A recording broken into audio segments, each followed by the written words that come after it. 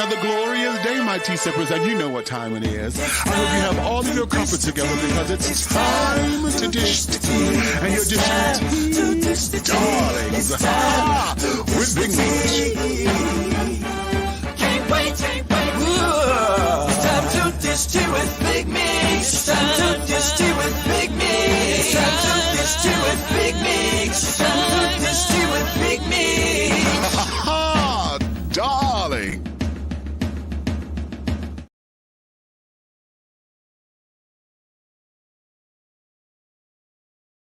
Hey, hello.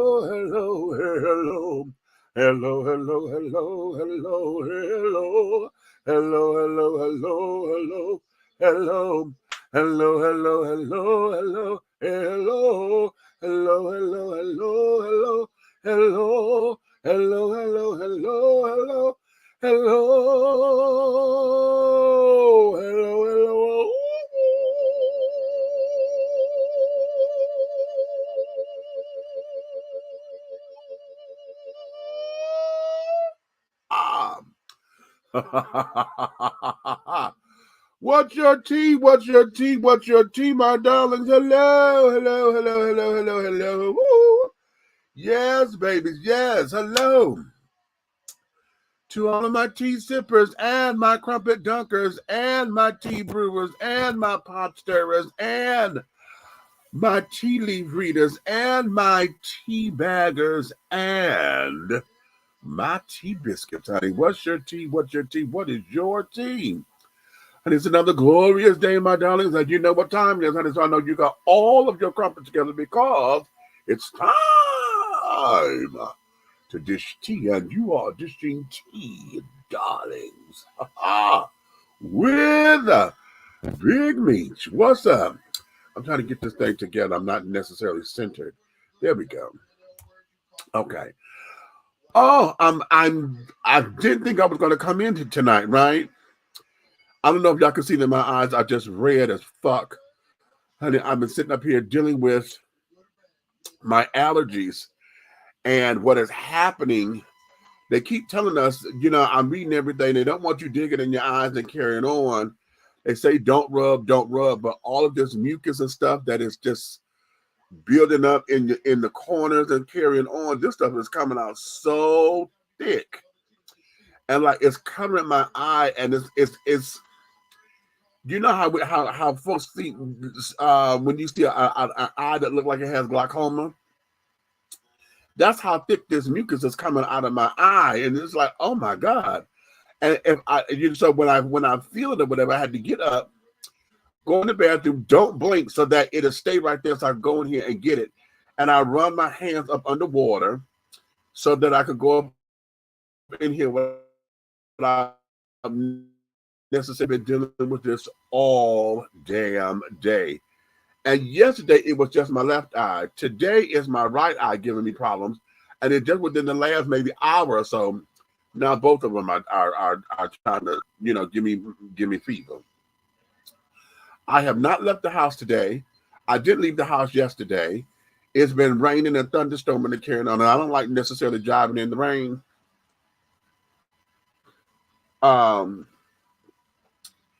So I stayed here in the house. I've been getting some things done.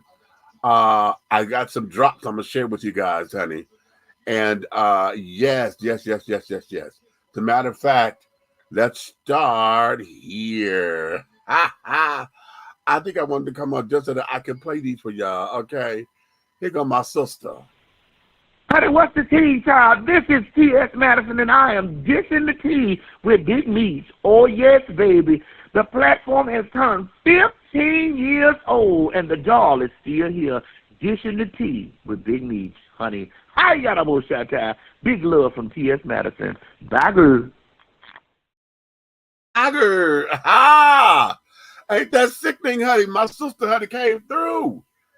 And when I sent her the text, you know, she's been on the show twice. I'm trying to get her to come back when her schedule permits and things.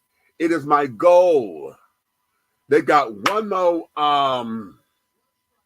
more night with their residency here in Atlanta, honey. They're at the City Winery here in Atlanta. And it is my goal to get to that last show. I wanted to be it for the opening for the first show, but then my spirit said, no, don't do the first one. Go to the last one, right?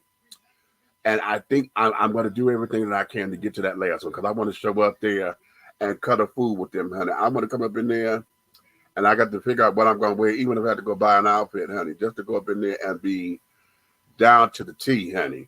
Okay. Here's another one. Check this one out. Hey, this is Nikki Gilbert Daniels from Brownstone, and I am dishing tea with Big Meech. I love y'all. Congratulations on your anniversary, and continue to dish that tea, baby.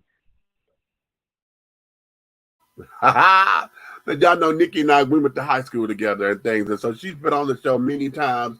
I've been working with her over the years and things, so I sent her a little doo-wop. I was like, honey, you know,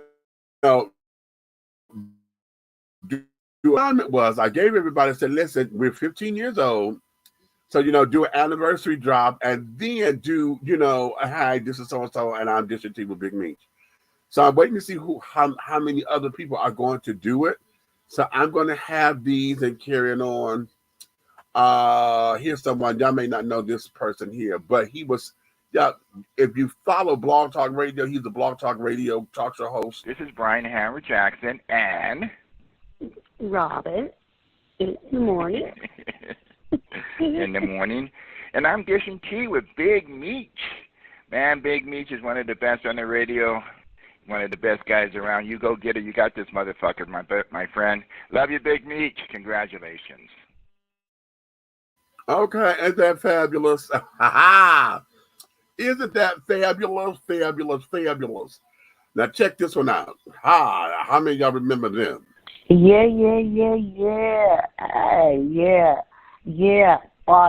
This is Sweet LD of Oaktown 357, and I am dishing tea with Big Meech. Listen, you better get you a sip. You better get you a cup. That's my sister, honey.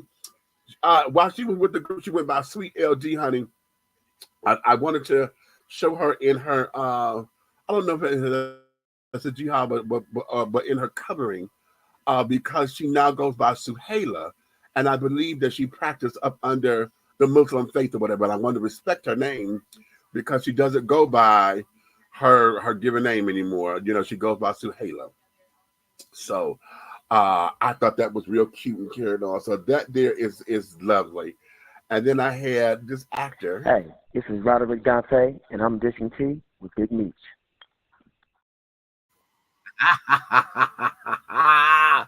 Don't y'all love it? Don't you love it? Then I had another actor friend of mine do this one. Hey, my name is Eric Coker, the writer and director of Good Poison, and I'm dishing the tea with Big Meech, my long-term friend and ally. Happy anniversary, my brother. I love you, man. Don't you love it? Now listen, Eric's program is called Good Poison. It's a series. And it's on Prime, honey. Y'all go to Amazon Prime. I believe you have to buy it because I bought it, to support him and carry on. I think it's like $7.99. And it is a 10-episode series, I believe.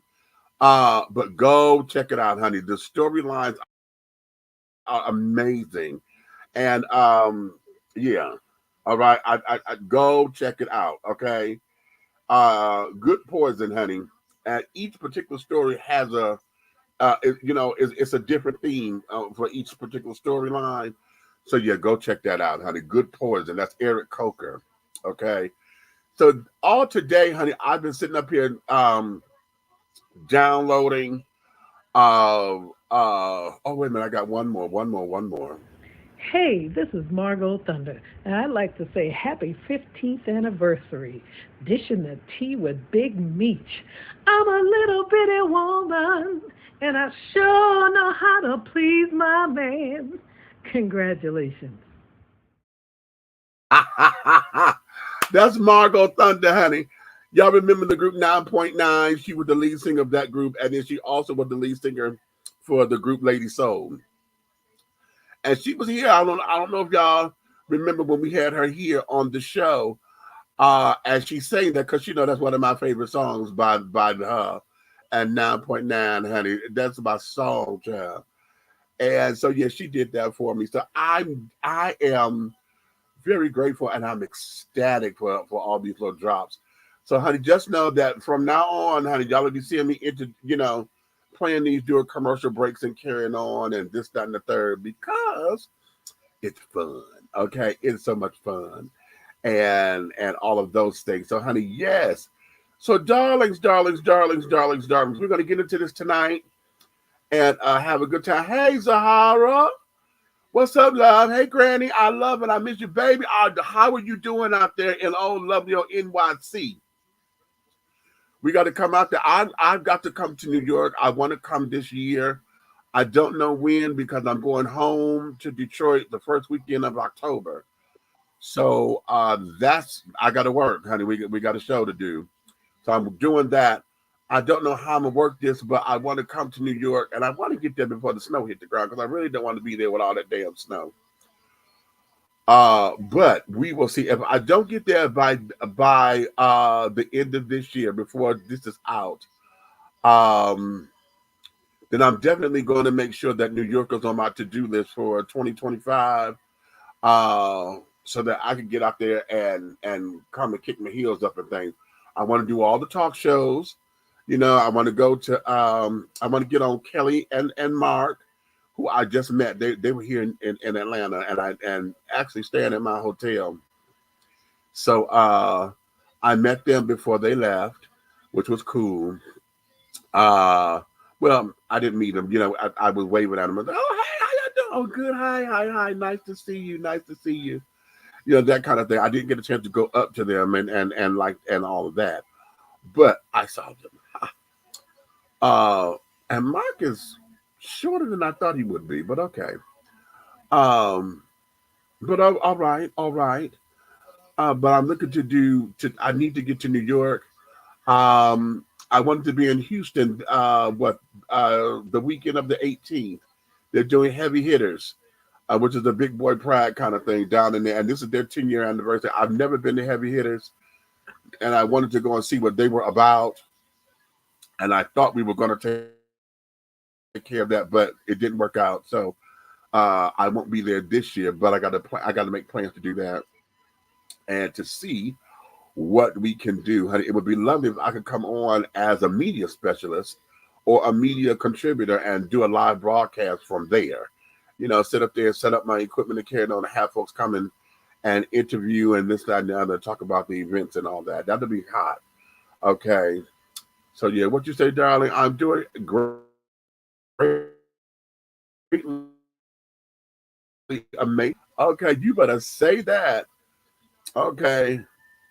Big Meat, you got to get some Garcinia kombucha tea. Okay, it's the fountain of youth. My energy's back, and I feel 16 again. Oh, really? Okay, I got to look into that. I mess with my eyes all the time with the doors closed, but don't worry about it. It's good to get that shit out of your eyes. Okay, yes, child. Okay, happy 15th, Big Meat. I'm excited to be with you on the next part of the journey. Yes, E-Groove is coming on up in.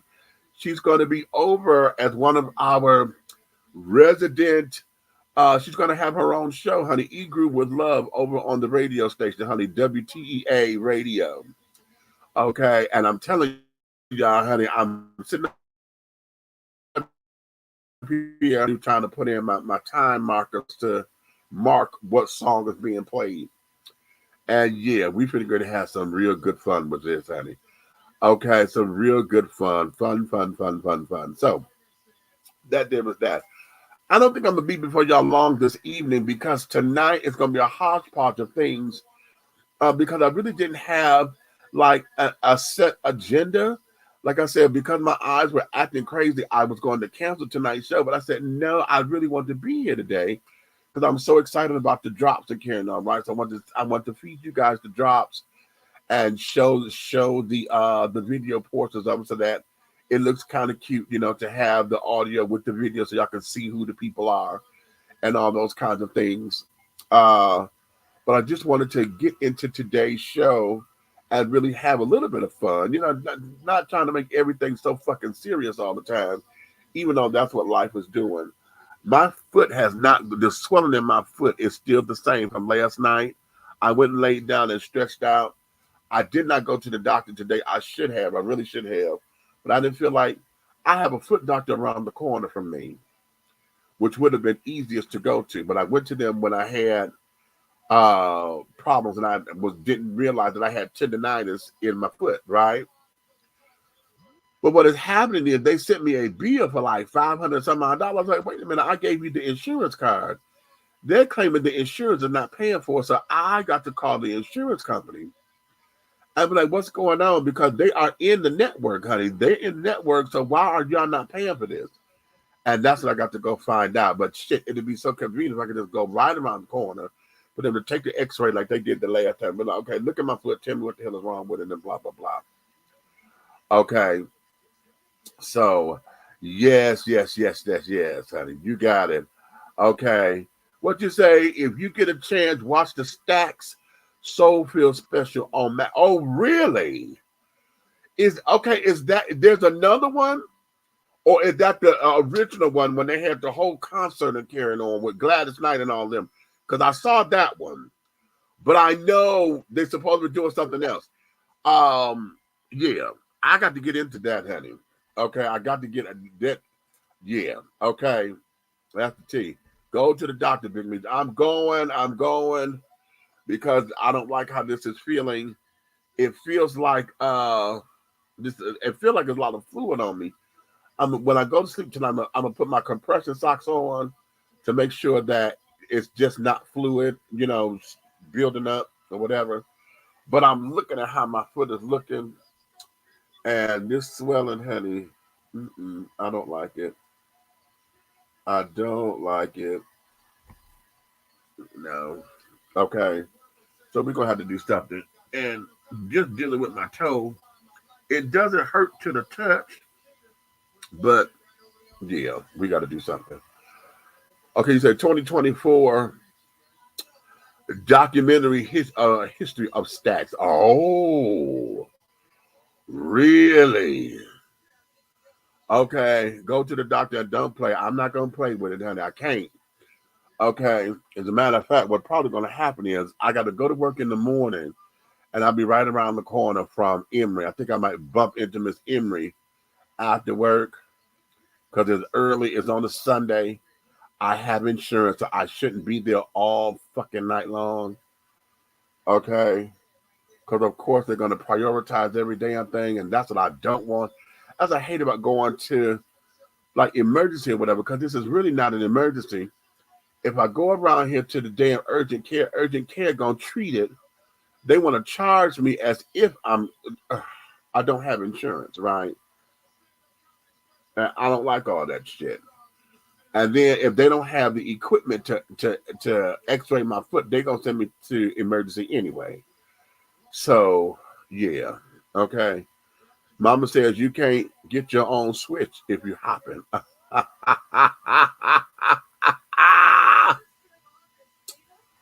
Okay, now that... Okay. Yes, and I've got to because whatever is going on is going to take time to heal, and I got to be ready for October because I got to put on pumps, child. And yeah, we got to get prepared for that because I got to go make my money. Okay.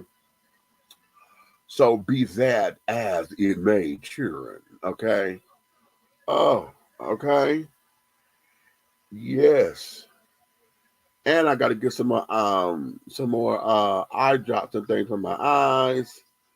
You know, the way this is doing, it is really, I'm really going, what it is, I don't know what this is, y'all. Being over 50, it's like, okay, I'm going through shit that I have never gone through before. And then it seems like everything is going through at the same fucking time. You know? I'm like, okay, this is ridiculous. I'm dealing with my eyes. I've dealt with allergies and stuff before, but this damn drainage that my eyes are doing, and then they want to interchange from one eye to the other, and then both eyes at the same time. And then I'm thinking, you know, my eyelashes are one thing, but then they feeling hard and crusty or whatever. I'm like, wait a minute. How you crusty and ain't nothing on the eye, right? Oh, so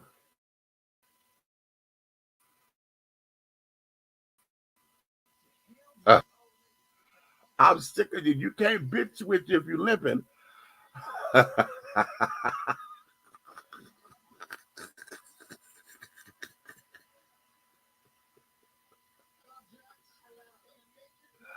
I give up. I give up. I can't fuck with that one.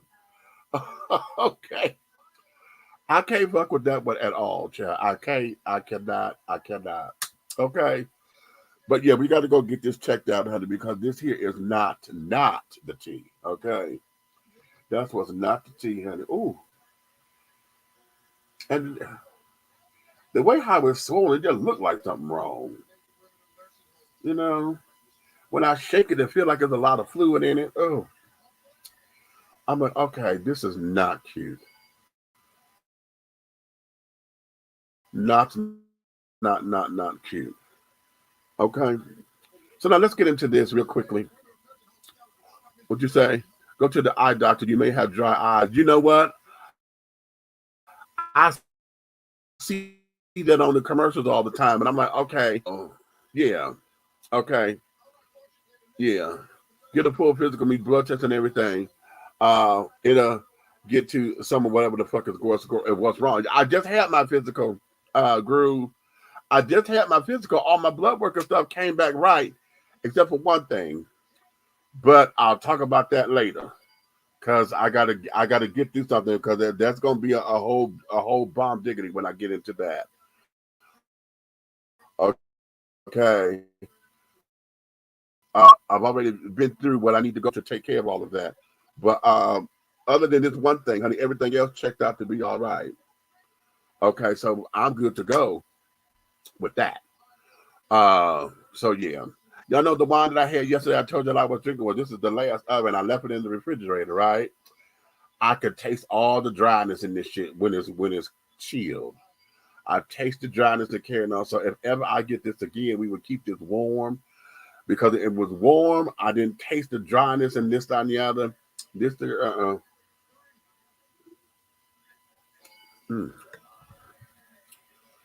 I taste all that dryness when it's chilled, honey, and that there would turn me off.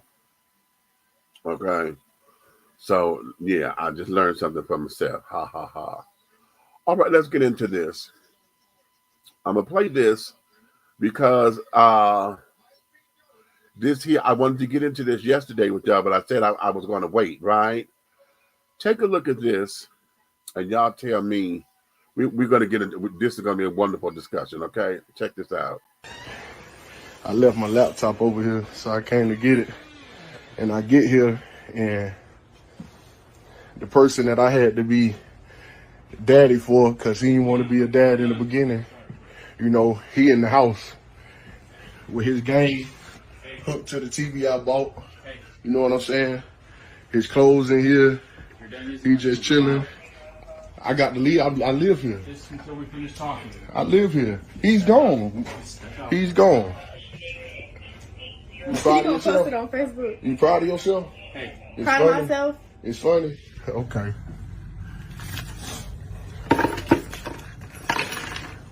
His gang hooked the TV I bought.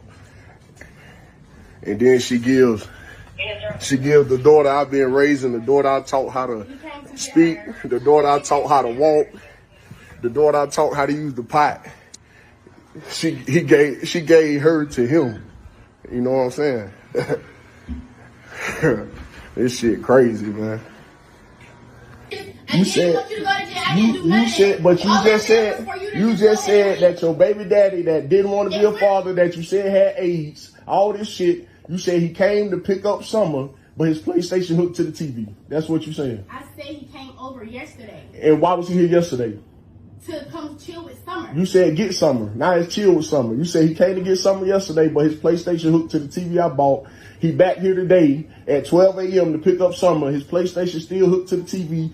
3 days after you told me I had to leave because you needed to focus on you and your career, and niggas, dudes, you ain't have space for that. You ain't have space for our relationship. The person that's been here through thick and thin, regardless if I stayed home a week because Summer got sick and got me sick and I couldn't go to work and gave you 300 out of the 350 I made because I was sick. Whatever I got, I give, and that's the real. Come on, bro. It ain't about money. It's about loyalty. It's about. Come on, bro. You don't know what it's about. The dude. Listen, you asked me to have a baby with you and killed it. Yeah, cause you got this dude. I was paying for everything. I'm not When were you were not paying for everything. You had a baby. Okay, you had a baby with a dude while you were homeless and no car. You had the baby. I was 17. Okay, you're not 17 now, and he back around with his PlayStation hooked to my TV. What are you talking about? Co-parent? You had a parent in the house. What you talking about co-parenting? You just kicked her parent that taught her how. I taught her how to talk. I taught her how to use the pot. I taught her how to walk. And you talking about you had a co-parent with this guy who didn't want to be a parent? Never said that you couldn't be in her life, but quite frankly, we're not finna be together. I didn't want to be with you. You want to be with him. That's why his PlayStation hooked to the TV that I bought. No. Why his PlayStation end up here? I'm not gonna keep repeating myself. So he came to pick up Summer. Already squared away. He came to pick up Summer. That's why his PlayStation hooked to the TV. He came over yesterday to see Summer. You said he left his PlayStation. Yes. And he came to pick her up 12 o'clock in the morning. Got here at 11. Really, Naya? Really, Justin. Really, Justin.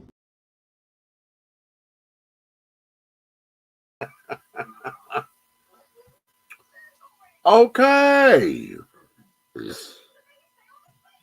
Let's talk. Let's talk.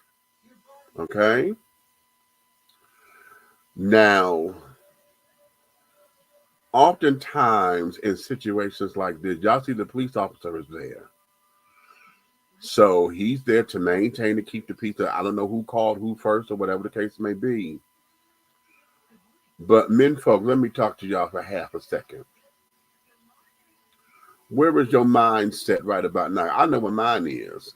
And I'm sure everybody else is saying the same thing. There is no way you're going to ask me to leave because you need time to get your head in the game, all this, that, and third. I come over here because I left something, and this is my house or whatever, however I live here. And I come here to find that the baby daddy is here, or at least have been here. You said he came to come and see the baby, pick up the baby or whatever. But yet, he done hooked up a whole PlayStation to a television that is my television in this house because I'm helping you get this together, right?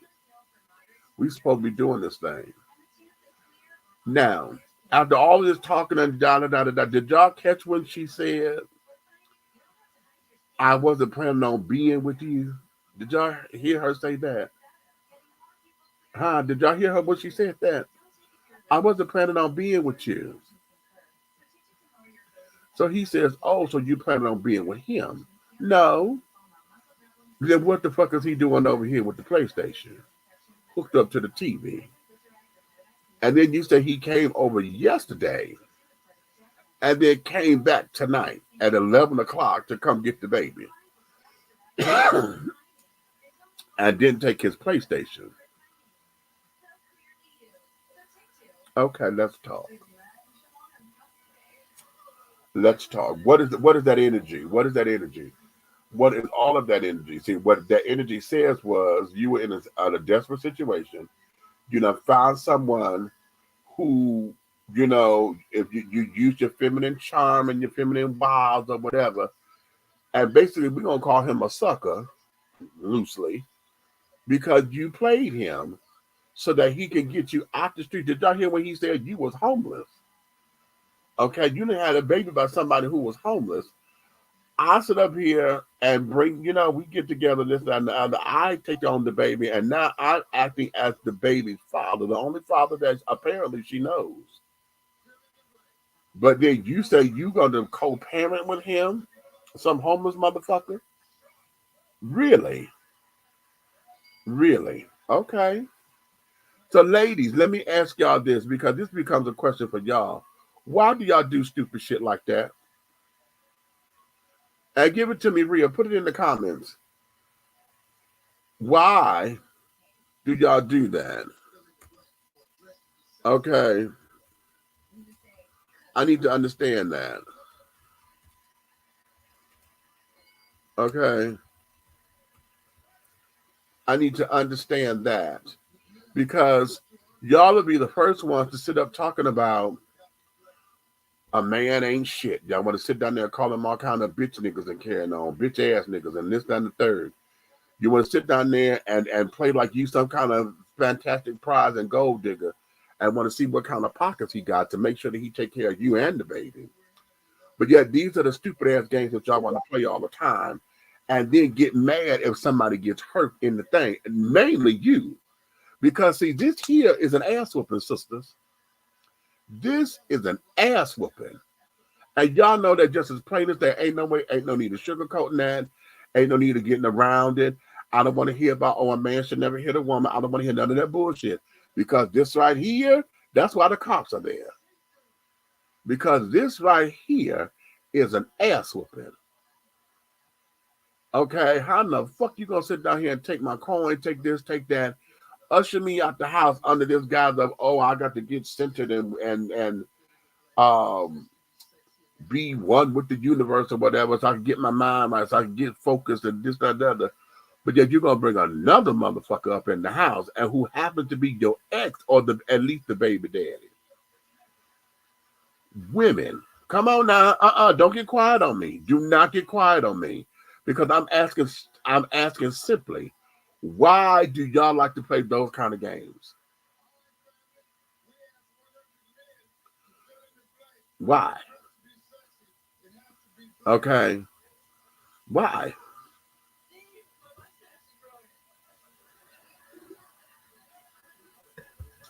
And I don't want to hear the sex, because it's the sex that got you there. Okay. You already got the baby. You got somebody else taking care of another man's child.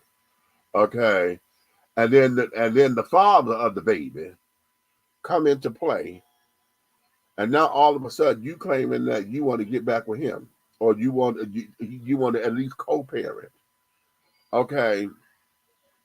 But what it sounds like is you really wanted to be with the baby daddy, but the new dude was the placeholder until Mr. Man got his shit together. Now, how did he go from being homeless to having a PlayStation? So that must mean he's doing something, because he done got a pickup or upgrade somewhere, right? So how, Sway, does this make sense? Okay. And the question becomes, how long has he been there? Because you said he came by yesterday to get the baby. Then he came back tonight at 11 o'clock in the evening. What man comes to a woman's house at 11 o'clock in the evening to say that they coming to get the baby or pick up the children and this, that, and the other at 11 o'clock, knowing that that's dead time? Huh? Huh? Talk to me, children. Talk to me. Talk to me, honey. I want to make it make sense. Ooh. Okay. I've been talking about my foot so much now it's starting to hurt me. I want to make this make sense. Okay. Make it make sense. Okay. Make it make sense. Up in here. Up in here. Okay. And then men folk, let me flip the coin, because I know women, y'all sitting up here, for those of y'all being quiet and saying, it's how come you ain't never saying nothing about the man? Well, let me get on the man. Okay. How is it that you have allowed yourself to not pay attention to the signs? Because I'm sure somewhere along the way, she have done something, or there were clues there somewhere along the line here that she really wasn't into you that way. And you overlooked it, thinking that she was just going to either grow out of it, or she just going through something, or whatever the case may be. Something in here is saying that you missed it, or you overlooked it, or you decided to do it because you're going to give her a chance and blah blah yakety. And then what did that make you feel like, or how did you feel when the woman sat up there and said, "Hey, hey, could you not be here for a minute? Let me get my head in my headspace or whatever, because I need some time. I just need a break." Okay, what is that? And then you said, like, this is the TV that I bought, and he got his shit hooked up to my shit, you know, and carrying on, carrying on. Now, I get it, because I could play devil's advocate here and be like, did you buy it for you, or did you buy it for the house? Because you were sitting up there trying to get her together. So regardless of how she bought it or how it got there in the house, the TV is there. But it's a man thing, because it's like, nigga, I'm the one who's sitting up here doing for the woman, and you coming up in here invading my shit. It's like an invasion of privacy. Well, you're in my personal space, right? So why is it that you overlook the signs? Okay, overlook what's going on. Then you said he said he got sick. The baby came home sick. He got sick. He couldn't be to work, missed a week's worth of work or whatever the case may be, because he was sick. And what little bit of money that he made, the $350 that he got, he gave her $300 of it. So he kept the 50, gave her the 3. Okay, the 300, and that whatever this is, and then she want a neck roll. So you want to talk about Manny? I'm the one paying all this. And no, you ain't paying all that by your goddamn self. He said. He corrected her. No, you're not. No, you're not. So let's get into that. Okay. So here we go. Why do we allow ourselves to stay in those particular spaces? Huh? Let me go to these comments. Groove, you talking, girl. What we got? Wait a minute, I'm gonna go up here. I'm gonna start where I left off at. And I think this is the one. Okay, yeah. I have insomnia, low energy, bitchy, night sweats, and overweight. I'm working on the fat and the low energy. Okay. I may have found the answer to both my fat and low energy. I know I found the answer to the low energy. Whether or not the tea helps me lose weight, I'll let you know. Okay. We love snake men when we are young, because snakes know how to talk to you. Snakes don't have no responsibility, though, so it's easy for him to do. Okay. Whenever we get older, we find out the snake is nothing but a bunch of big mouth. No responsibility, no loyalty, no nothing. Hey, how you doing? Of course I remember you, Jay. What's going on? You know what? You've been calling me, and I know you've been calling me, but honey, I have not been in a position to talk. Okay.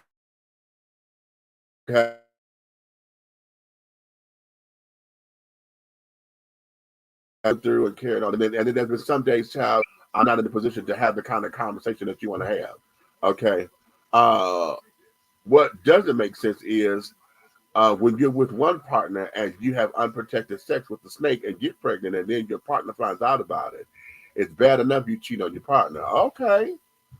But you have sex and have a baby with someone else unprotected? Come on now. Now, you know what? Let's go there, Groove, because I sit up there and say the same thing. Okay. I say the same thing when it comes down to those who are where things can happen, and you realize that a baby can come forward from this. Okay. You fertile as hell. Or if not, at the same time, if you're having sex with more than one person, you ought to be able to, make those decisions. Now, not everybody make the same decisions and carry on. And if you're able to handle the consequences, then cool. If one of the things about unprotected sex is this: if you man or woman enough to say, I'm going to do this, then that means that you have accepted the responsibilities that come from it. Okay. If something happens, that means you have said, I will handle and I will accept the responsibility. Okay. Now, most of us look at STDs and carrying on, particularly those that are curable. We look at those things as, wow, what happened? Pregnancy, honey, now there's a whole nother life that's coming into here. Women, y'all know pregnancy is always on the table with you. Okay. And it's always something. Okay.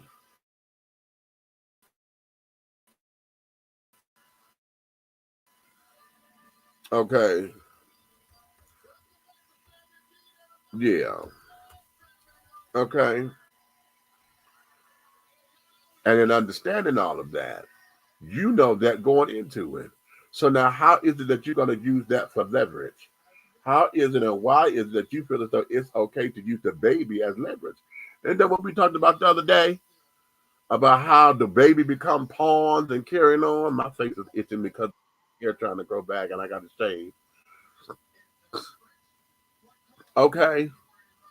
What do we do with that? And how is it that we always feel as though that's supposed to be the answer?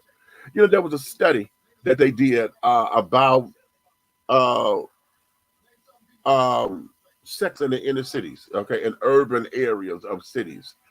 And they have said that because of low jobs, unemployment rate is low, education is low, opportunities are at a standstill or whatever, that this is one of the reasons why, well, these, not one, but these are some of the reasons that are factors in the idea that people end up having so many kids. Like we got all these damn baby mamas and baby daddies that carrying on 17, 18, 20 children and shit with all these different people. And the research suggests that sex becomes a hobby. Okay, they ain't got shit else to do. So sex becomes the hobby. Sex becomes the thing I know I can excel at. I know that I'm good at everything about the music, everything about television now is about how I got that good, and this, that, and the other. Okay. How I can slap it up, whip it up, throw it down, rub it down, this, that, and the other, make it clap, And we do that all the time. So that there is reinforced in the culture. That there, particularly in the urban inner cities, that there is keeping it real. And I'm not saying that that's only in the inner cities, honey, because I'm sure out there in the rural areas of the towns where a lot of Caucasians live, I'm sure that's the same thing.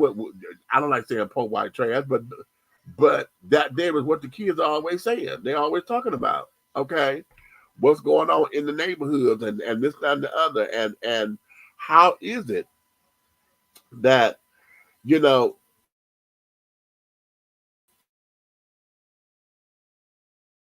and me turn around, you popping up another damn baby. How do we do that? Okay. And it all starts off because you find sex as a hobby. This is what you excel at. This is what you know. And y'all know sex has been my addiction. And I know that when I hear myself coming out of somebody's mouth, that they're saying there's somewhere in there they don't know that they may be addicted to sex.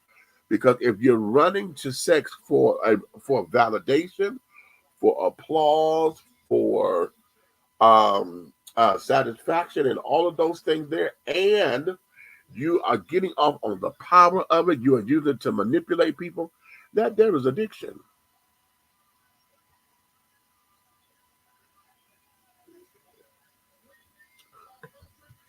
Yeah, that's addiction. Okay. So, yeah. Okay.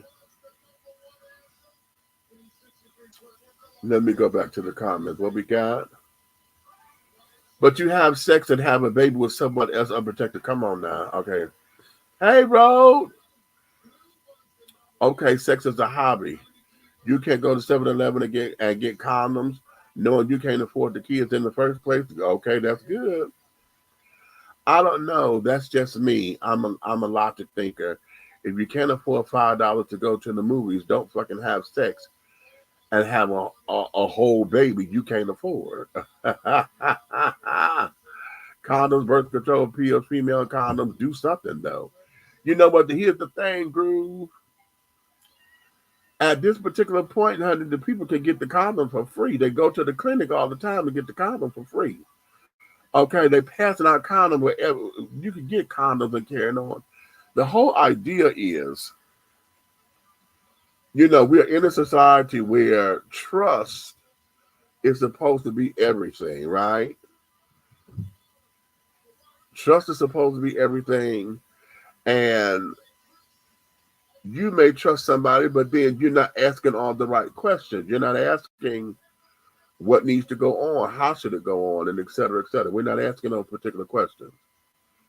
Okay, we're not doing the math. We're not doing and following up with the equations and carrying on. And we don't necessarily want to take all the responsibility in it. We don't want to, because then that says that we are adults. So it says that, oh my God, this, that, and the other. It puts a damper on things. It kills the mood. It's all of that. But when it comes down to this particular kind of situation, and you playing with somebody's heart and the emotions and trying to sit down and find out what's going on, that ain't cute. That ain't cute. It ain't cute. It ain't cute. It ain't cute. It ain't cute. Okay? It's not cute. So what do we do? How do we get into the mindset of those other people who believe that this here is a part of life? So I'm going to tell you something. I really believe that a lot of people who are in rural urban communities and carrying on, who are in the ghettos and in the trailer parks and all of that, I really believe that they subscribe to the idea that this is what's supposed to happen because I'm keeping it real. It's all about that keeping it real status. This is what we do in the hood and blah, blah, blah, blah, blah. This is what happens. And I don't believe that we are doing anything about trying to make it better, trying to upscale it, upgrade it, or whatever. I just don't understand where that is. If you really want to know the truth about the matter, I think a lot of it is laziness. I really think that a lot of it is pure, unadulterated laziness. Okay? Pure, unadulterated laziness. You don't want to do no better. You don't want to look into you just don't want to do. Point blank, period. Okay, you just don't want to do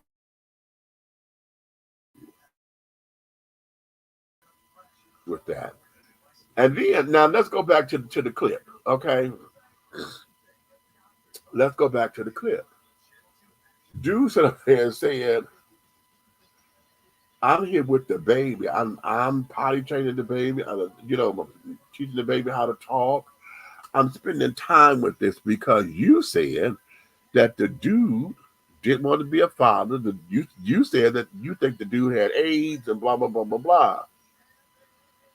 Now the same motherfucker that you said is all of this, now he's worthy to come through and to chill at the house. He's worthy to come through and say, oh, I want the baby. And yes, that's the father. Okay, and I stand by father's right to care. No one. Could you come back to the house because the baby daddy coming over and he want to spend time? Could I have you here? You know what I'm saying? You didn't think about doing that just for the optics, so that it wouldn't get carried away or out of line or this, that, that. You didn't think about that? Y'all didn't think if you want a co-parent, as the guy said, the baby already got a parent in the house. And you didn't think about, okay, well, we need to come up with the plan because apparently he wants to be a part of the baby's life. Okay. And so now we got to work this out so we don't be bumping heads or whatever. That didn't come to your mind. No, of course not. Because you sit up there with that stupid ass bonnet on, honey. And the officers got to tell y'all to calm y'all voices down because it's 1 o'clock in the morning. 1 o'clock in the morning. Mm-hmm. Okay. Okay. Okay. But I still want to know, ladies, how come we go through all these? Why? What's the point of having this? Why is it that you feel that you're supposed to have men fighting over you or men dueling it out and carry it on? Okay, you claim you don't want to be dealing with this. Oh my God, he tripped standing. And oh, she said, I don't want to be repeating myself. No, you're going to repeat your motherfucking self. And I'm asking this goddamn question. Tell me what the hell is going on. But she did. When she said, oh, I wasn't trying to be with you. And I would have taken that television off that wall. Okay, unhooked his PlayStation. He can have that goddamn PlayStation because that's his. Everything that's mine would have been coming out that goddamn house at that particular moment. When she said that, oh yeah, okay. So you played me for a sucker. Okay, I would be that damn charm blow pop right about now. Okay. Or the Tootsie Roll. How many licks does it take to get to the center of a Tootsie Roll? Okay. I'll be the Tootsie Roll today. I sure will because hell, I'd have walked right into this shit. But something got to give. Okay, something has to give. All right, y'all, hold on. I'm gonna go to something else, but I got to stretch because I got this piece right here that's bothering me in my neck, and then let me go run to the bathroom real quick. So I shall return. But in the meantime, in between time, let me put something up here to get you guys going. What is going on? Come on. Why? Okay, there we go. I'm like, what is this thing doing? It's acting foolish. Um, where are we? I want to put something on. Where is it? You know, I'm gonna put this back on. I know I played this one before, but I really don't want to remove this from here. But here we go. Look at this. I think this could tie into this particular story just a little bit. Loosely, I'm gonna make it work. Los Angeles a month. By 1970, there'll probably be 1 million Negroes in this city. And I know that people are concerned about this. They may not talk about it very often, but I certainly heard them shudder in church when he said there'd be 1 million Negroes in Los Angeles. We shudder because we're saying, in essence, the majority of these people are not like we are. And we felt that maybe some of us felt we left the South because we were getting away from this problem. We are a part of this exodus, too. But we are a little maybe embarrassed by the fact that here we're going to have a mass element come in that's going to create a tremendous social problem in the community to which we find great deal of difficulty in relating to. Well, I don't want to sound like a do-gooder, because I really am not, and I'm somewhat of a snob. But I do think that with these people coming in who are not our intellectual equals, nor are they of our sociological bracket, they're not to be a handicap to us. They'll find their own level. Now, I do sound like a snob, but I don't mean it this way. But they're used to living a certain way, and they, too, might rise up above their origin and might one day be our associates. The whole tone of this meeting is we're setting ourselves up as little puppet Jesuses. We can't help anyone else until we help ourselves. The Negro has had two professions, his own medicine, dentistry, law, or psychiatry, and he's had the profession of being a Negro. And many of us have come out here to escape from this second profession of being a Negro. And we are out here a while, and we're working in our own field, and then we find out that here these same problems are falling on the heels of 1,600 Negroes a month that come into Los Angeles. Now, this gives us problems. It's our own view. It's our own identifying with these Negroes that are coming in with their carpetbags that causes us problems. This is a basic embarrassment that we as Negroes have. We want to live together, yet we want to sort of scatter to the far winds and live amongst white people. We are brought up in terms of this, that to have Our digital PDF, Black History Facts You Probably Didn't Learn in School, is full of black stories and facts that aren't usually taught in school. The PDF includes information that is often overlooked in traditional education and history books. The digital PDF can be downloaded and read at your convenience. You don't want to miss out on the chance to uncover the untold black history facts and stories. Click the link in our bio to support BHU. All right. Isn't that something? Isn't that something? Okay, hey, Tips. What's up, baby? Buck done came up in here, too. Buck, you want to come in? You can.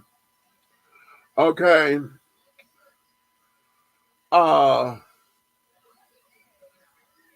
Here's where this is. I like playing that clip because I like for us to really understand the whole idea of where, you know, a lot of folks are uppity Negroes and the bourgeoisie and this, that, and the other. And just in talking about the differences between ghetto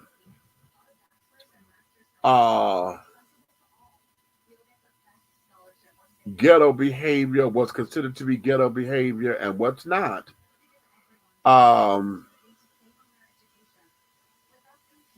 And these folks, you know, you heard the guy sit up there and say, "Oh, honey, we've done our best to leave that of what is considered to be the secondary job of being a Negro."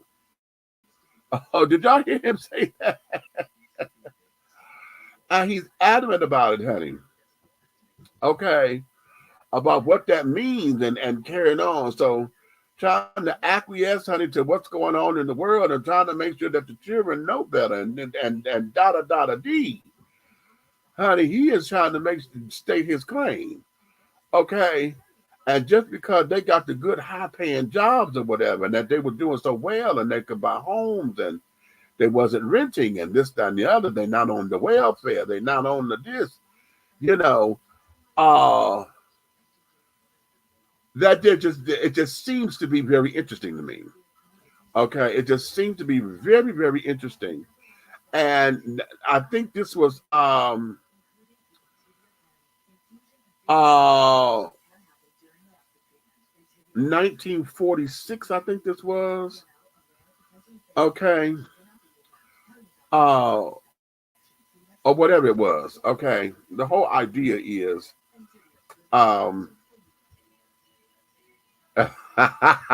no, no, I got the rest of my wine, honey. And the wine I had yesterday, this is the last of it. And because I chilled it, no, I had to have this warm, honey, because I taste all the dryness and all of that. And okay, when it's warm, it was in that Shiraz category, but now it's been chilled, honey. It tastes like a goddamn Merlot.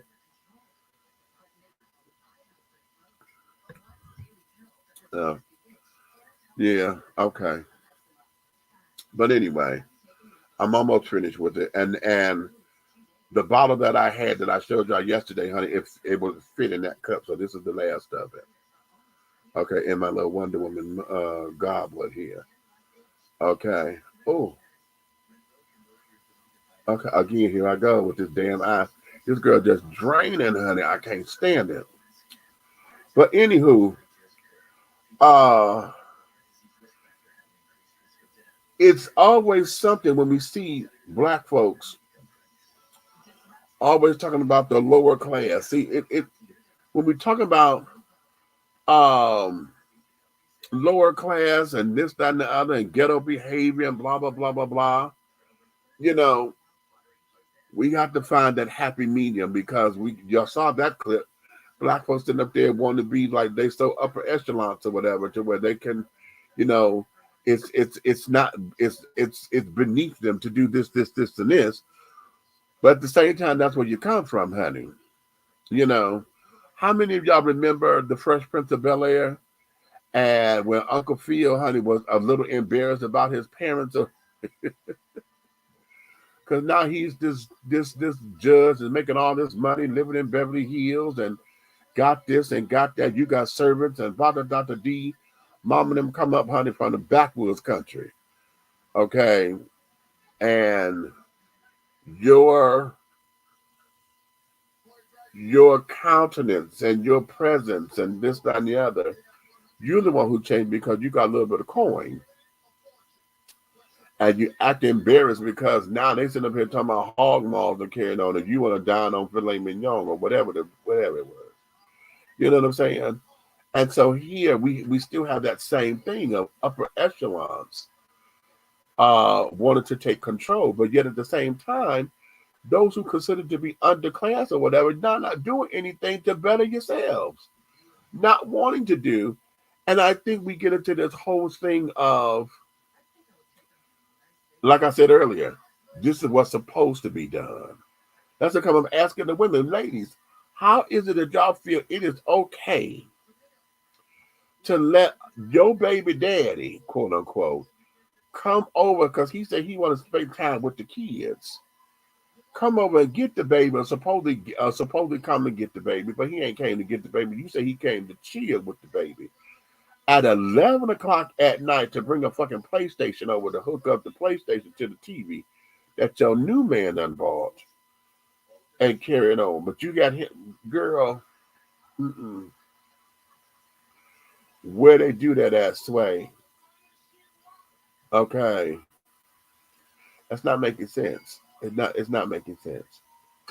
But we do these old fucked up ass games, honey, and then we wonder, y'all wonder how black men go to white women. Y'all wonder how is it that when a man who really is gay and or really bisexual, who end up realizing that emotionally you have drained him, stripped him, and this, that, and the other, how he then ends up saying, okay, I'm gay, and learning how to step in his truth because you said that I got that good, and can't nobody turn this pussy down or whatever, but then you abuse the man. You abuse the man. And I'm not saying that because you abuse a straight man that he gonna turn gay. I'm talking about those who knew they were gay or struggling with their sexuality or whatever, and they just happened to be in relationship with you and realize, honey, this is not the tea at all, honey. Okay? At all. And then you wonder how they come out, and you wonder, you have not given me anything to work with. You have not given me anything to aspire to be. Okay, I'm understanding my nephew is going through that right now. Okay, and carrying on. Girl ain't got no damn ambition, no nothing. Just don't want to do shit with her damn self. Okay, and yet expecting him to be, you know, labor hooker. Okay. Shit, tell her it's grape juice. Okay, Miss, do you drink brown? I used to drink it exclusively, but now I drink brown when I feel brown. Most of the time I'm drinking white liquor nowadays. But yeah, I was still getting into some brown liquor. Yeah. But what I cannot do anymore, back when I was younger, I used to be able to mix my drinks and I could go from one to the other and it didn't affect me. Now, oh hell no, whatever I'm on for the night is where I'm staying, because that shit'll tear my stomach up.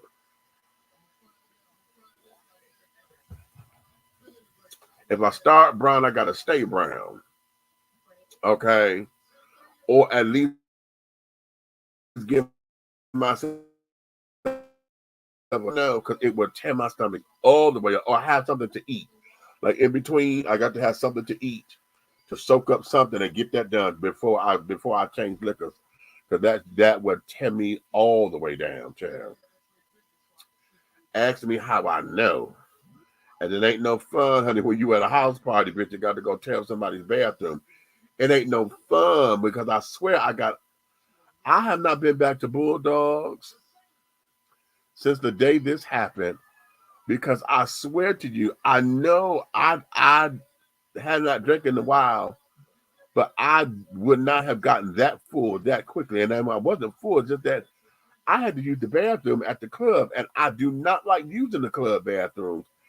And whatever that was, it tore my stomach up to where I had to sit on the toilet at the club, child. And folks looking at me, looking for me, they came in the bathroom on me. Like, what you doing? What's wrong? I said, child, my stomach is tore up. Something with that drink wasn't right. And I think maybe somebody had tried to slip me something or whatever. I don't know. I can't prove it. It's all speculation, which is why I have not gone back there. And when I do, child, I got to be mindful with my drinks. And I probably have a cocktail before I go in the club and call it grace, honey. Whatever that was, child, it told me the fuck up. Okay. So no, and that was so embarrassing, honey. I left the club immediately, honey. You don't do that. That's just nasty going to a club and you gotta blow the club up, child. Y'all know the children like to do everything else in the damn bed. Child, No. So thank you, but no thank you. Okay. No. What is this? Find out in the beginning if each other just wants one partner or if they are polyamorous. Okay. Some men still want one woman who's gonna be loyal to them. So do some women. They want one. They want a one woman man. That's true. Find out early if he or she is polyamorous. If she is, and you aren't, get the flying fuck out. Not get the flying fuck out. Okay, I dig it. Go to one who is polyamorous or monogamous like you are. The only thing, though, do they have the personality?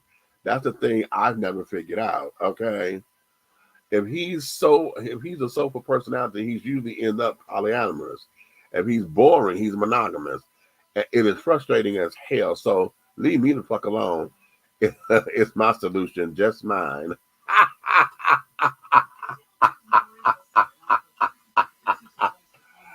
Groove.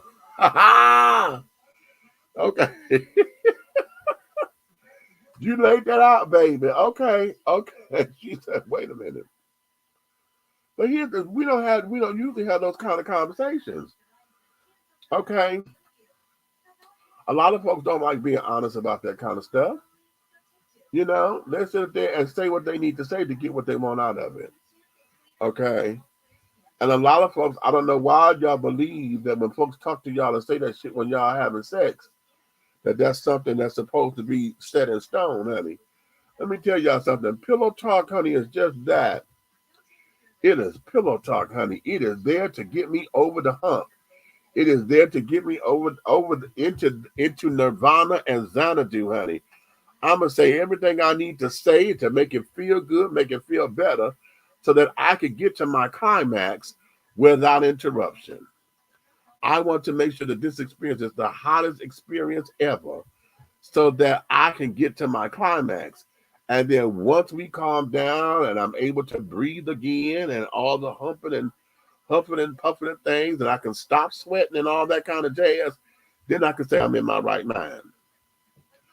Up until then, honey, this is part of the experience. Saying some fucked up shit or whatever, saying some, y'all know how we cuss and all that, and carrying on and the way we carry. What? It's part of the damn experience, honey. Okay? Part of the experience. To take you to Xanadu, honey. You can't rely on that shit. And some of us because we want to be loved, we want to be this, we want to be that, we get caught up. Caught the fuck up. Okay? No. Oh, no. But all right. Let's move on. Did I have anything else? I did not pull any other videos today because I was like, I'm telling y'all, I'm like, I don't know. I don't know because it was just, I'm telling y'all, well, that ain't allergies. Y'all know my nose just run all the damn time. Here, let me play this again. Honey, what's the tea, child? This is T.S. Madison, and I am dishing the tea with Big Meats. Oh, yes, baby. The platform has turned 15 years old, and the doll is still here, dishing the tea with Big Meats. Honey, hi, yada bo shata. Big love from T.S. Madison. Bye, girl.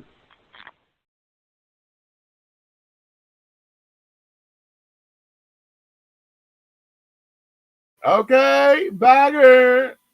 Hey, sister. Yes, yes, yes, yes, yes, yes, honey. Okay, let's go here. I've been holding on to this for a little piece of a minute because it's a heavy subject. And I know, you know what, can I be very honest with you? I don't know if I'm going to be here next Friday. More than likely, I probably will because it's Friday. But next Friday, July 12th, will be the 3rd year of my son's passing. Okay. And that there, you know, it sends me through changes or whatever. But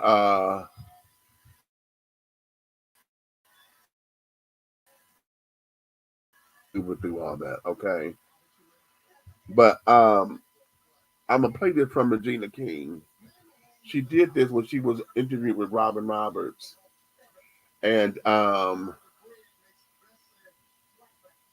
yeah, let's I'm do a this. different person, you know, now than I was January 19th.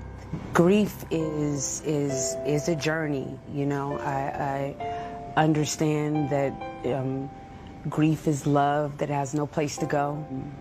I know that it's important to me to honor Ian in the totality of who he is, speak about him in the present because he is always with me, and the joy and happiness that he gave all of us. Sometimes, you know, it's a lot of guilt comes over me. When a parent loses a child, you still wonder, what could I have done so that wouldn't have happened? I know that I share this grief with everyone, but no one else is Ian's mom. Only me.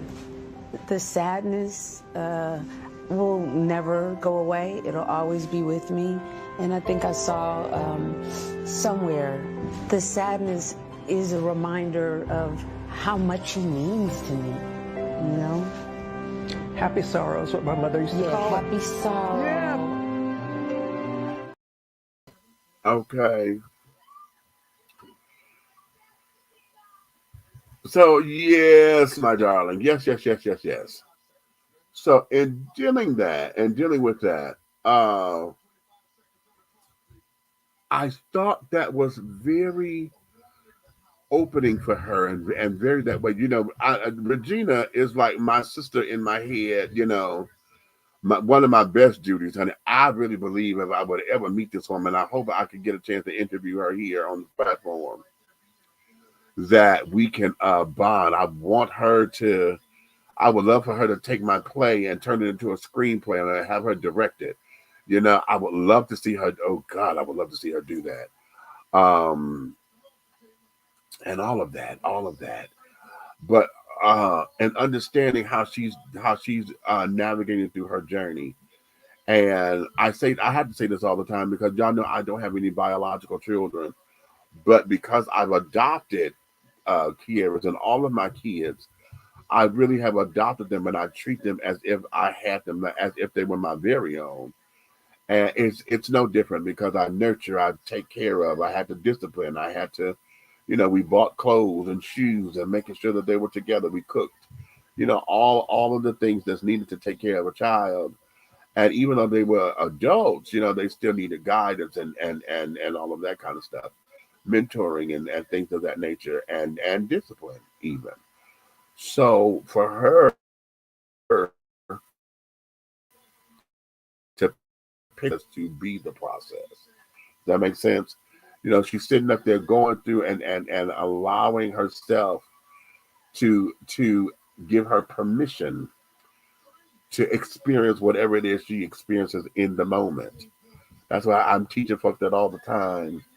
Whatever the moment is, allow the moment to be the moment. All the time, we always hear, "Oh, I've got to be strong. I got to be strong, honey." There's no such thing as being strong. In that, what you need to do is release those emotions. You have to release the emotions. Okay, your strength comes uh, into understanding that your strength comes in when you're able to take care of yourself too, because you're holding on to everybody else's shit, but yeah, you have your own shit to deal with. So you have to take all of that with you when you go process. And if you're not processing, honey, then that means that you're harboring, and it doesn't take us there. You know what I'm saying? It doesn't take us there. And that's how come I'm telling everybody now. No, don't tell me to be strong. Okay, oh, just be strong. No, no, no, no, no, no, no, because you don't know what you're saying. I'm already strong. Okay, because right now I just got to get through this. Give me the courage. Be courageous. That's the better word.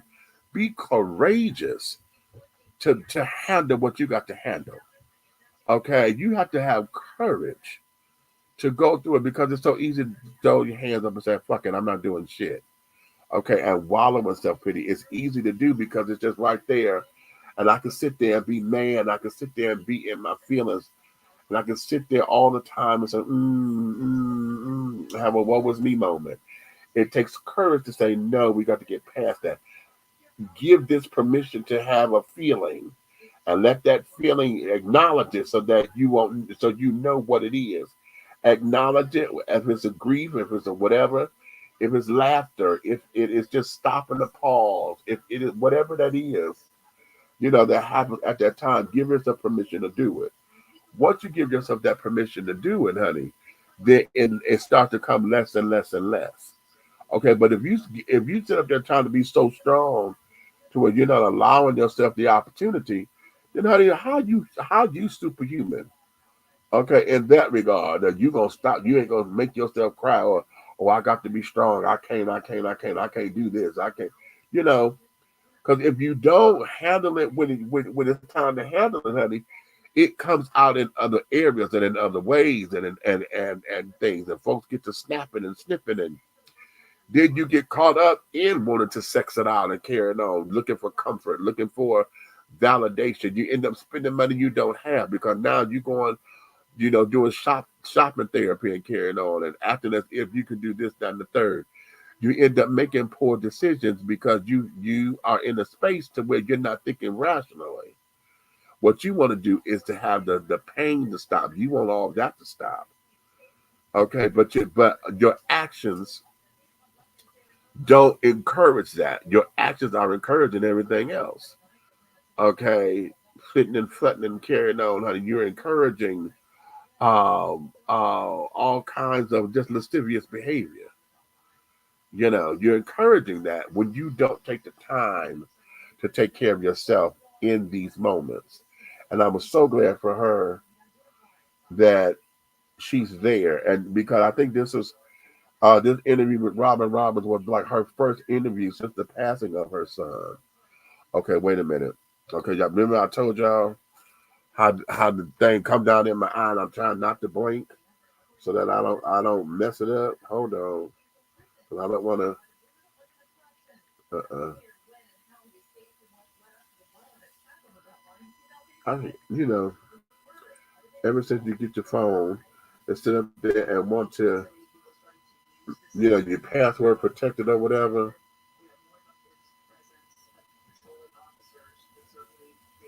Oh, did I get it? Oh no. All right, y'all, give me a minute. I got to go to the bathroom because I got to see. I got to get some light. Hold on. I'll be right back. Let me play another commercial real quick because I got to get this up off me. Okay. I got to get this girl up off of me, honey, because y'all see me digging in my eye, honey. She's driving me crazy.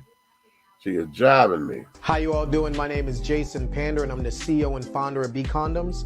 Today I'm about to give you a demonstration to show you why B Condoms are the strongest condoms in the market.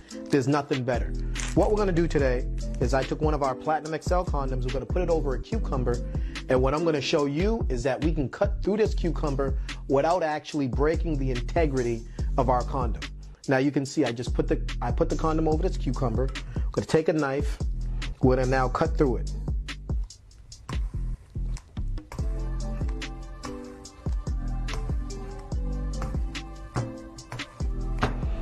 Now, keep in mind, all condoms are not able to do this. This is something special, all right?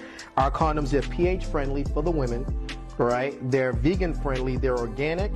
We don't have any of the toxins that you'll find in other types of condoms, like the caseins, the glycerins, the glutens, any of those. That's why our condoms are odorless and they're tasteless. So what you now saw was, voila, all cuts through the cucumber. Now watch this. Take some water, open it up.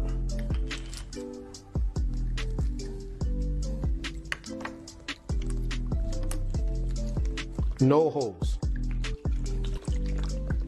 This is what you get when you purchase a B condom. The best quality on the market, black owned, and make sure to protect the culture with B condoms. Nothing's better. Thank you. Jason Panda tapping out.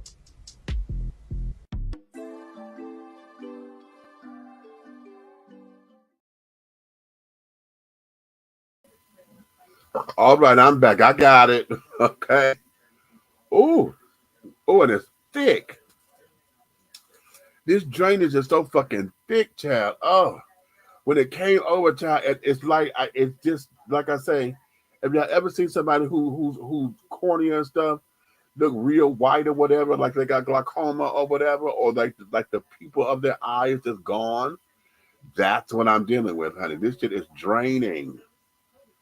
Something horrible. Okay. Something horrible. Okay. And I'm like, oh my God. Okay. Oh goodness.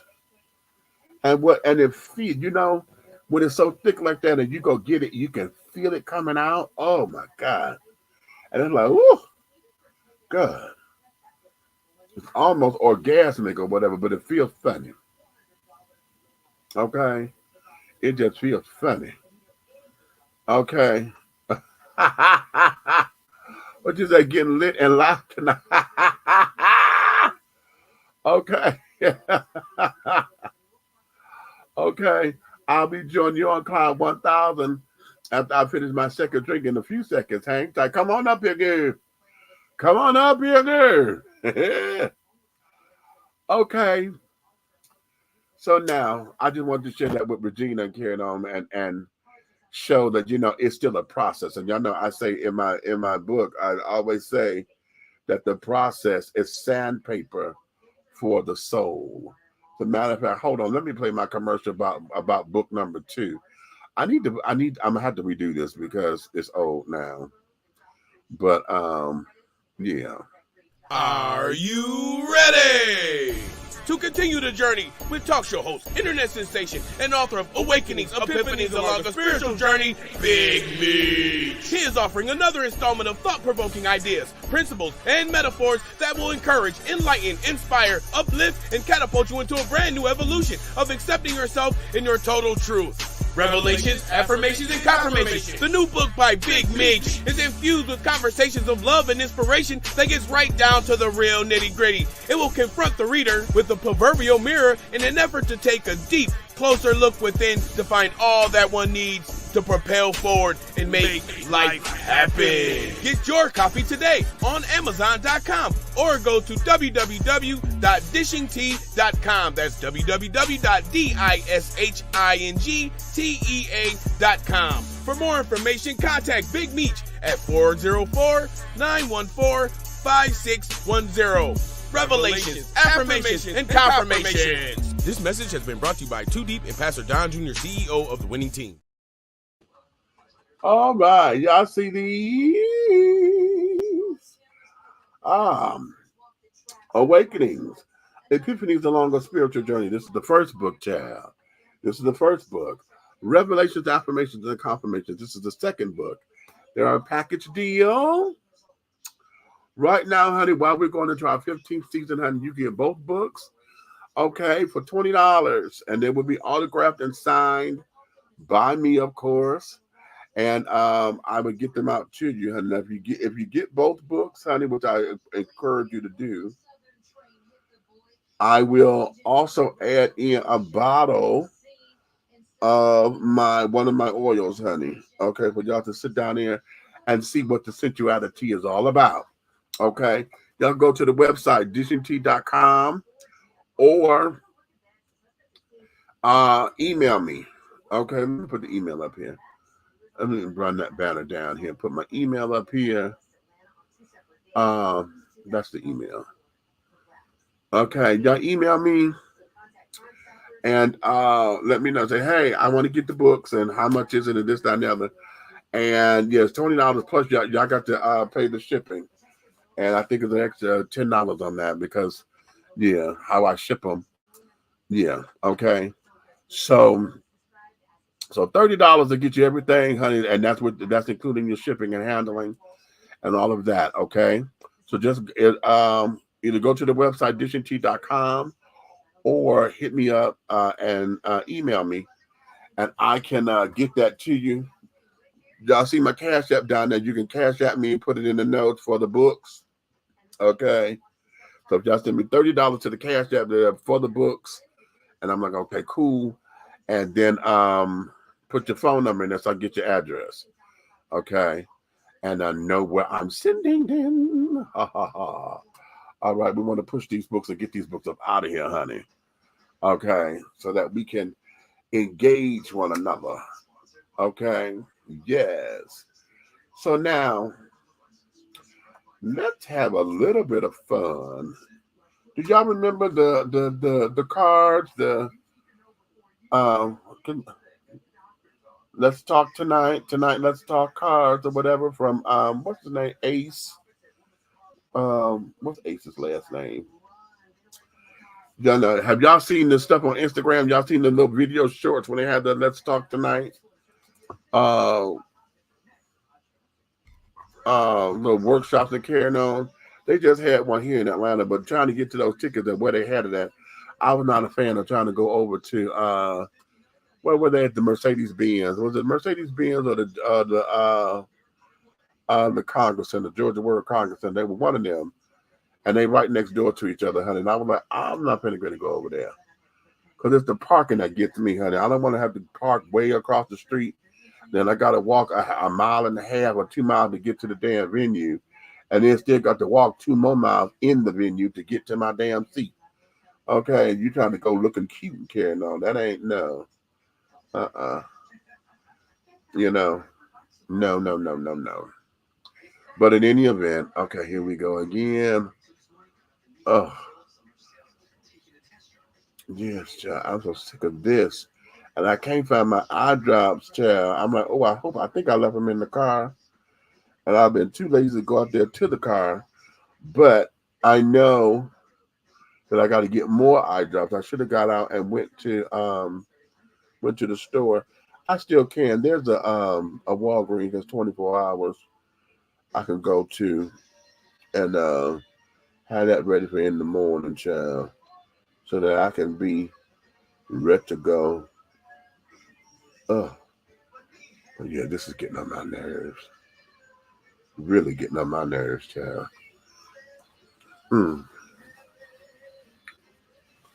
But let's go here. I have picked out a few cards. We'll go here. Now I want y'all to put y'all answers in the chat, okay?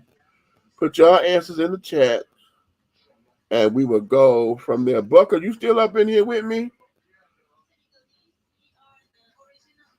I sent the link over there in the in Messenger over there in T Bitches Network page in Messenger.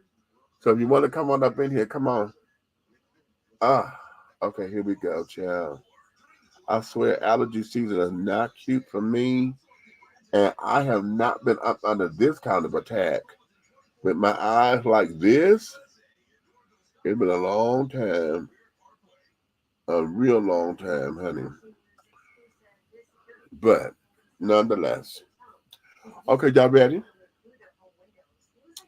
Where do you see yourself in 5 years, and what's your plan to get there? Where do you see yourself in 5 years, and what's your plan to get there? Very provocative question. Okay, very provocative question, honey. Have y'all thought that far ahead?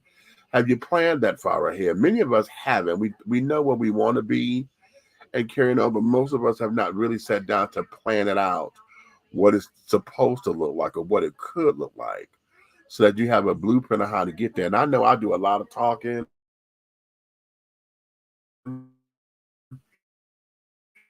and I mean, up under my tutelage to follow some things, right? But I have not done this either, not in recent times. I've done, some things before. I would write some things down, some goals I want to achieve, but I've never done it to where, okay, within the next 5 years, year number 1 got to look like this, year number 2, ... And then it's taking me forward to get to the thing, right? What I have done is always list everything I want to get done. And then as I do it, I cross it off. And what don't get done, I put it on the next thing of the next to-do list. And I usually go by quarters. Well, I used to, and I got out of that. Go by the quarters of the year. Because y'all know right now we are in quarter 3. Okay. July is the beginning of quarter number 3. So we got July, August, September. And it comes October 1st. October 1st is the beginning of the final quarter of the year. So here we are in Q3. What have you done in Q3 that's going to get you to the end of the year closer to attaining your goals? Okay. And for me, my goal this year was to get this radio show up and running. Okay. So the radio station. So we are now, I'm a little bit closer. Okay. I'm hoping to have her up and running. My goal is within the next couple of weeks. But the ultimate goal is to have her up and running before August. Okay. So that I can have it together. I'm in the process of learning how to do the scheduling. I don't know how they want to schedule it, Karen. I'm still uploading music and things. So I make sure I got enough music. My spirit is like, and it's not my spirit, it's just me thinking that I need to go ahead on and like pre-record my own shows and sit down and have it and then just upload it as a show, right? So I'm in the process of looking at that and how that's supposed to look and how I can get it done and this, that, and the third, right? So that is there. Within the next 5 years, I'm hoping to be financially independent. And what that means is I want what I love to do to be my full-time job versus this feeling like it's a hobby or a labor of love and I got to do something else in order to sustain myself in order, before this hits big. Within the next 5 years, I want to make sure that I am financially stabilized to where I'm able to do this kind of stuff on a regular continuum. And I'm not worrying about no job, okay? Not to be the major source of income. I want to make sure that we have several income streams going on, okay? And I got to do better with that. My motto this year was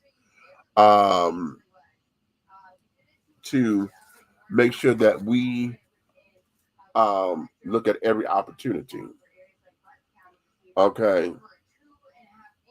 Open every door of opportunity, okay? Open every door of opportunity, okay? Because oftentimes, we don't see the potential in it because we think it's a scam. We think this, that, and the other.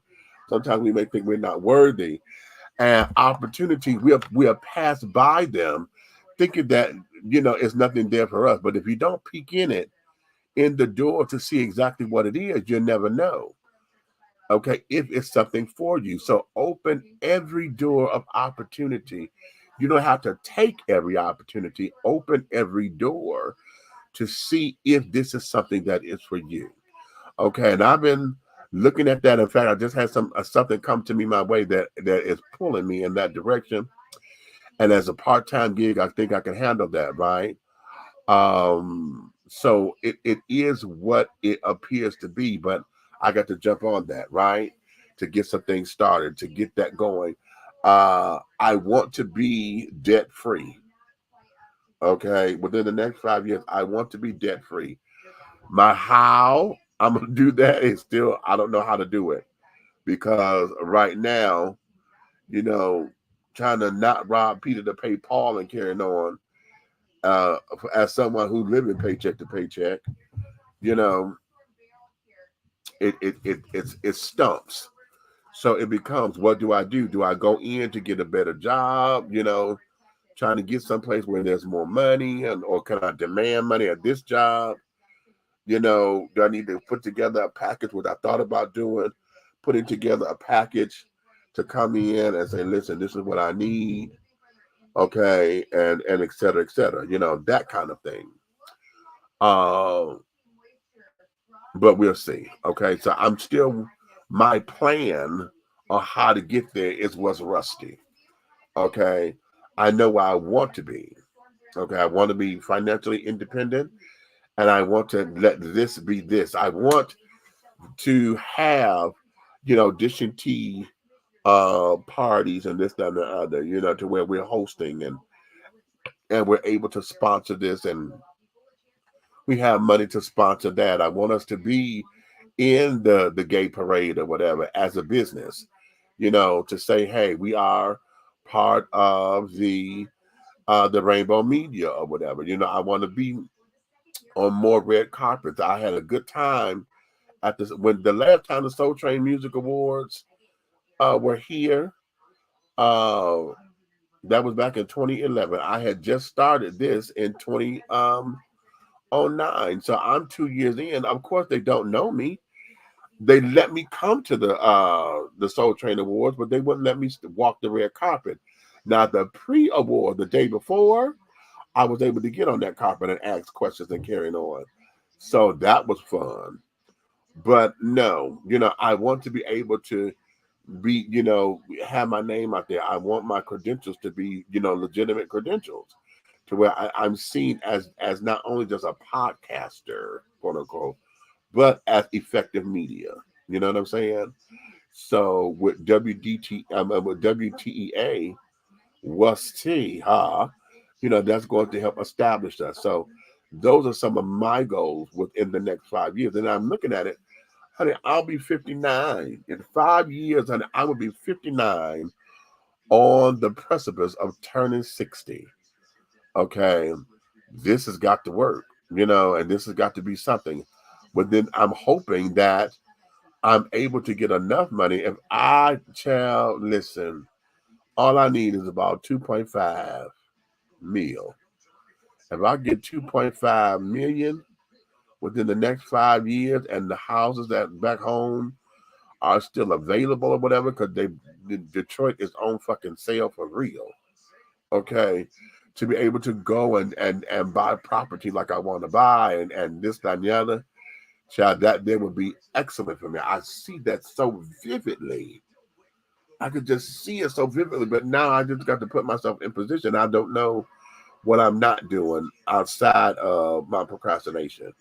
You know what I'm saying?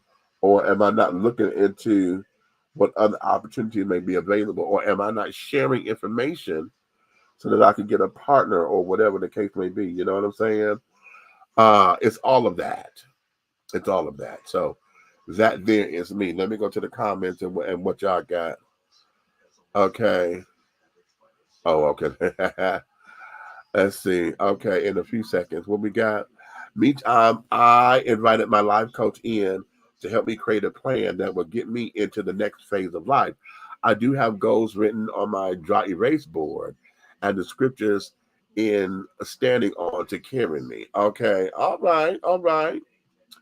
Seeing my goals daily reminds me of the reason I'm showing up. Okay, well, cute. Now, that's the importance of writing them down. I've been wanting to do them damn vision boards and carrying on, child. This is one of the reasons why I got so much paper and stuff up in here, because I've been collecting, I got magazines and this, that, and the other stuff we supposed to be tearing out to put on the damn board or whatever, right? I had to throw that shit away because it was collecting. We have not sat down to do the damn board. That might be something that I might propose to do for an activity for the citizens of College Park, to have a vision board session to where we get together and have everybody come in. We got all kinds of materials, the boards and all of that. And then after they create the boards, we have to have them framed so that you could put in the frame and then you could put it up some damn where, right? That would be lovely for the folks. You sit down there and say, okay, this is what I want. That'd be cool for both, young adults and adults alike and the seniors. Because hell, next year, do y'all know that, have y'all paid attention to the TV and carrying on to where 55 is now the starting point to be considered a senior citizen? You got to be 55 and over. Well, honey, come next March. I'll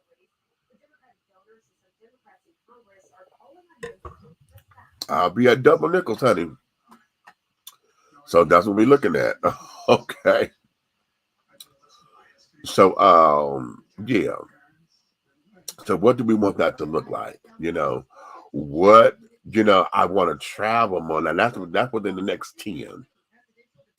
The first 5 is to get established, get the radio show up and running, and this, that, and the other. The next, within 10 years, I need to be traveling.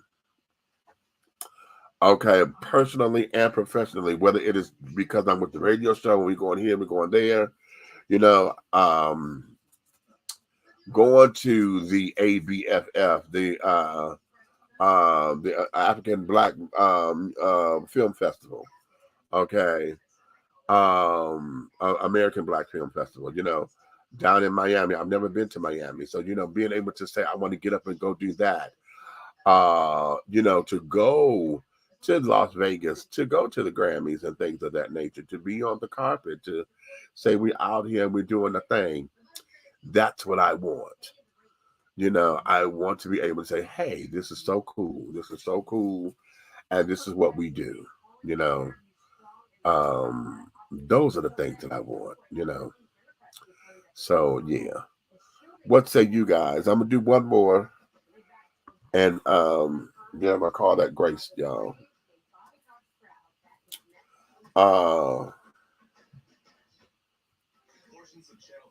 Here's what I got to think about. If a man proposes to his girlfriend and she declines, or your boyfriend, however you roll, and the other person declines, is the relationship over? Then it says explain. I'm going to say that again. If you propose to your significant other and they decline, is the relationship over? Explain. One way or the other. Okay. And when I saw that, I was like, what is this? And I don't know if it would be over for me, right? I don't think it would be over for me. What it is just that I would have to. If we got to a point where I'm proposing marriage, okay, and you decline,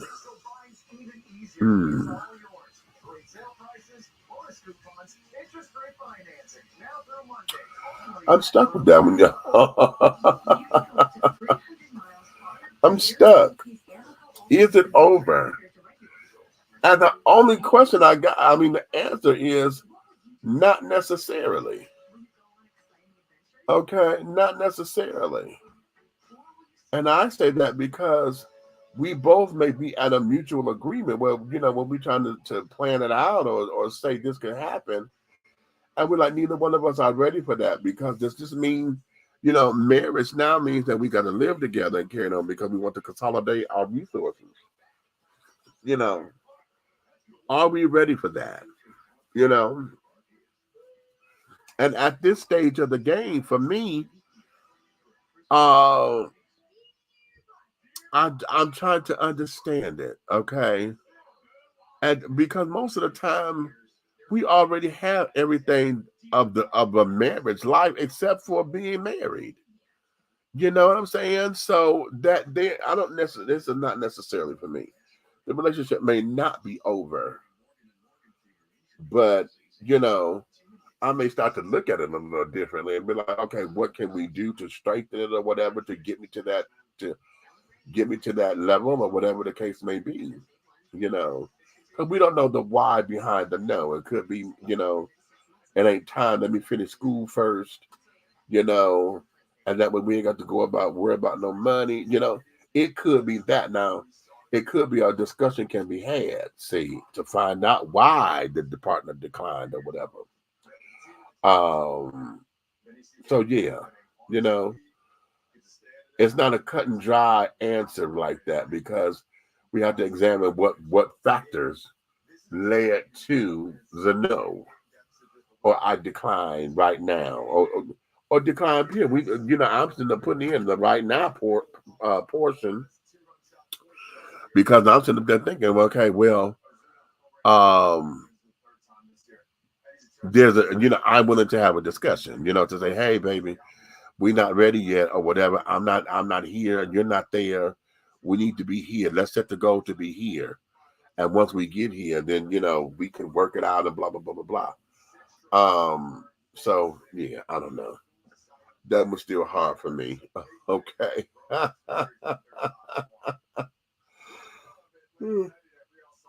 Okay. Y'all hear that?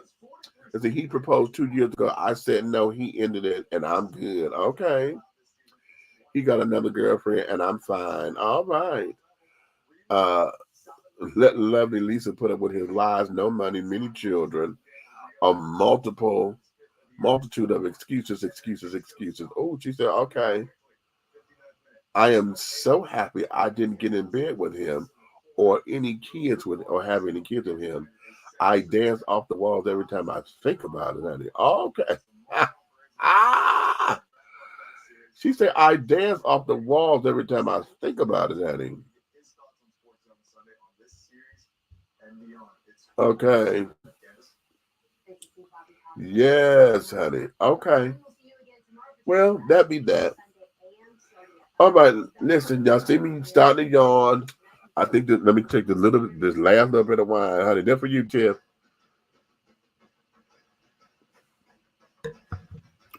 Oh, all right. So there is that, honey.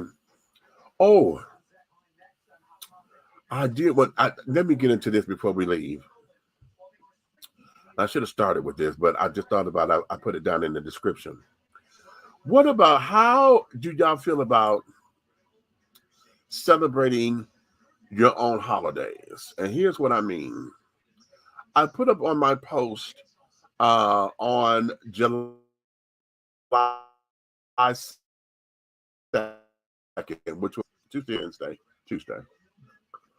Um, for those of you who are unaware of LGBT history, there was a trans woman by the name of Sylvia Rivera. Sylvia Rivera, I'm gonna call her the auntie of the civil rights movement, not civil rights, the human rights movement, and the Stonewall Rebellion. I call her the auntie because we give mother of that to um, Marsha P. Johnson. Okay, Sylvia and Marsha worked hand in hand. Okay, with transgender issues and LGBT rights and carrying on in the early days of all of that. And in the beginning, when we had the first Pride marches and carrying Okay, she was rejected. She was thrown. They didn't want to hear her voice at the crowd or nothing. They almost jumped on her there and carried on. They tried to cut her mic off and all that kind of jazz. And so she had just been one of the pioneers to get and fight for transgender equality. Okay. Marsha P. Johnson was also, as we said, in fact, she's more than the mother, honey. She's more so like the godmother of the movement. Okay. As it was said, she was the one to throw the first punch at the cops and carrying on, right? When they went to go raid Stonewall.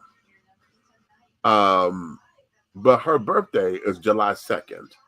And I've always said that in the rainbow community, honey, we need to start celebrating our own heroes and sheroes. And on their birthdays, honey, we make it a holiday. You know, we make it a holiday for us. What is that?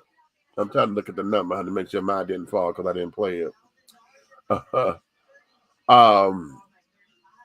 But what do y'all think about that, honey? You know, going into and creating the holidays, creating what you need to satisfy your communities and things of that nature, to understand that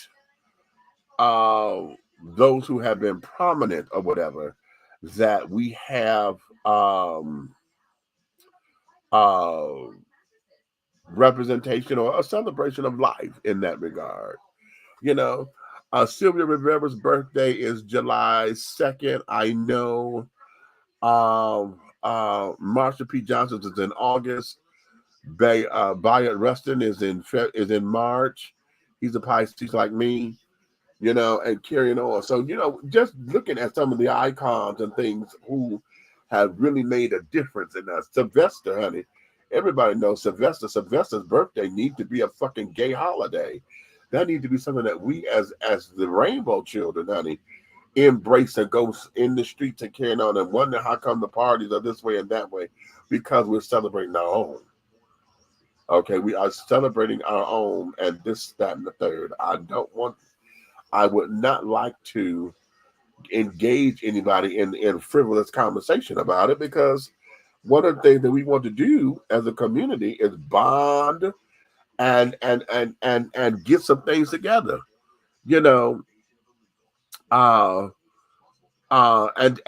then to teach the herstory of what's going on in the world, honey. You know, imagine that's what we did with MLK Day. Remember, before MLK was a holiday, you know, we were sitting up there, you know, doing what we needed to do to make a couple things happen, you know, and we got that holiday. Okay, we got it. And now, you know, we have to do more than that. And yeah, we just need to do more. We just need to do more. All right. Creating holidays. Whose holiday would you want to celebrate in community-wise? You know, Latinas, Celia Cruz. Okay, she need to have her that whatever her birthday is. That need to be a cultural holiday. I know for us, you know, May 24th, that's Patti LaBelle's birthday. Okay, March 22nd, that's Stephanie Mills' birthday, honey. Okay, in fact, coming up July 24th, honey, that's Linda Carter's birthday. Okay, y'all know all day that's Wonder Woman. So those are the kinds of things that we need to look into as far as wanting to celebrate and carry on, because I think it would do our culture. Remember when the saying was, "It's good for the culture," and how now don't know about how to even say it anymore, do they? It's good for the culture.